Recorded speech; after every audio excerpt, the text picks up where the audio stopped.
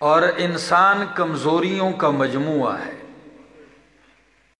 بار بار لغزشوں میں، غلطیوں میں، خطاؤں میں گر پڑتا ہے،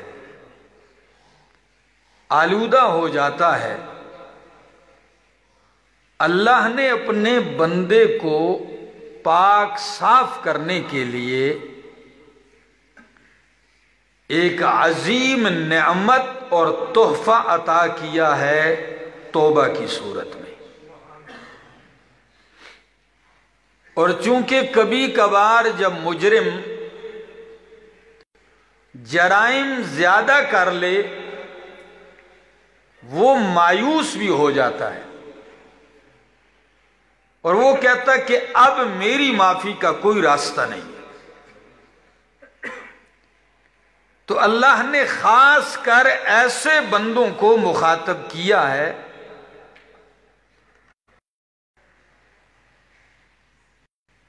کہ جو یہ سمجھتے ہیں کہ پتہ نہیں ہمیں معاف کیا جائے گا، ہمارے لیے در کھلے گا نہیں کھلے گا۔ ایسے ہی بندوں کے لیے اللہ نے اعلان کیا سورہ زمر میں، فرمایا قُلْ يَا عِبَادِيَ الَّذِينَ أَسْرَفُوا، قل میرے پیغمبر اعلان کر دیجئے،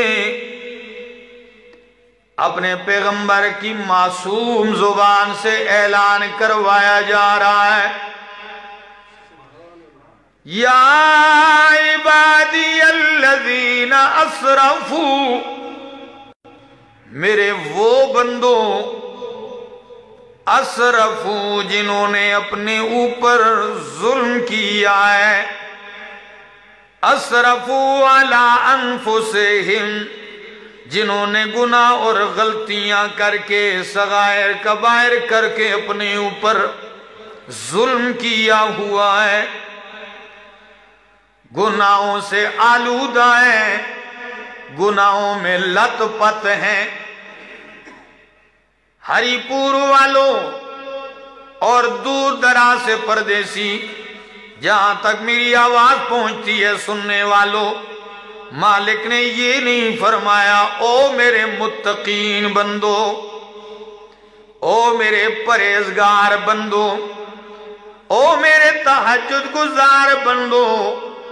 اگر متقین پرہیزگاروں کو کہہ دیا جاتا، گناہگار پھر بھی ایسے ہی رہ جاتے، لیکن اعلان کیا جا رہا ہے یا عبادی، او میرے بندو۔